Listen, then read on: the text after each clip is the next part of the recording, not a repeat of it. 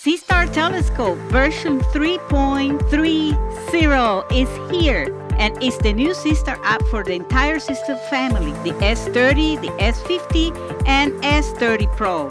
Each telescope also received its own firmware update, but the features you see depend on the hardware in your specific model. Let's take a look. Hey dear Astro-Nerd Seastar users, it is here. There is a new update for all three devices. I am going to tell you a little bit how to install this new app.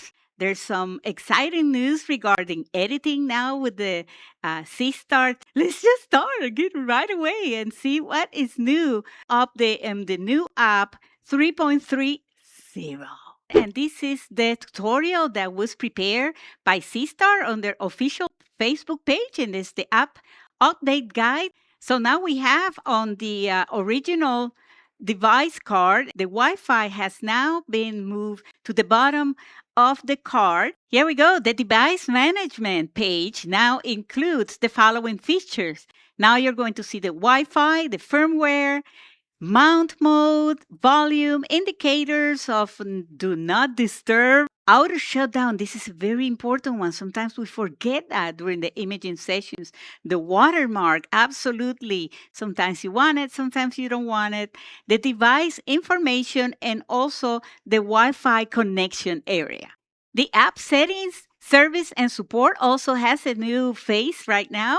So be sure to check on those, especially to on the message settings, the language. Let's see what else. Clear cache, video decoder mode. Oh, that's interesting. I need to find out a little bit more about that. And of course, to report problems, bug and log is very important. My report, the help center, and also the ZWO technical support. This is another very important page right here, and this one is for the sensor calibration to adjust the levels.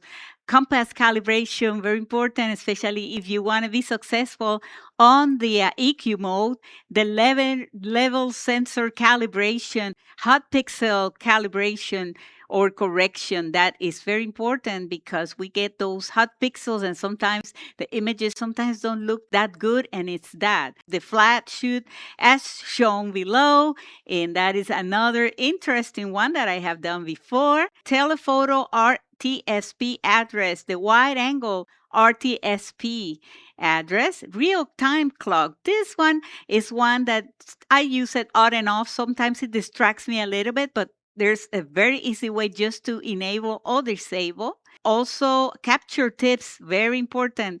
The sync switch, the device lock switch, interface mode, demonstration mode, and more. Here we are with the account security. This one stays more or less about the same. The original lens do heater switch has been moved into the shooting mode.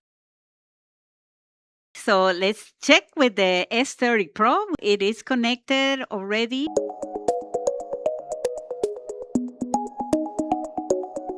So we need to go immediately into the open app, and we're going to see it right there.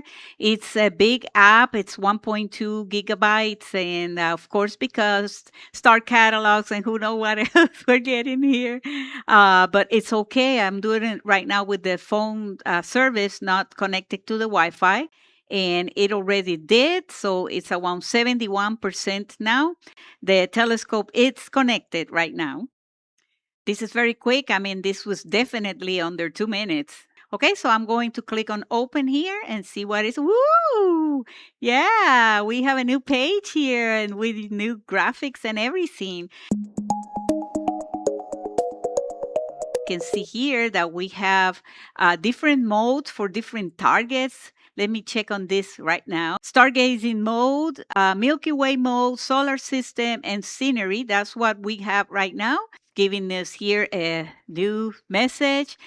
Capture guide. First time users are recommended to complete this guide to learn the device controls, the basic overflow, the basic workflow and everything. I am just going to click start because I want to see it.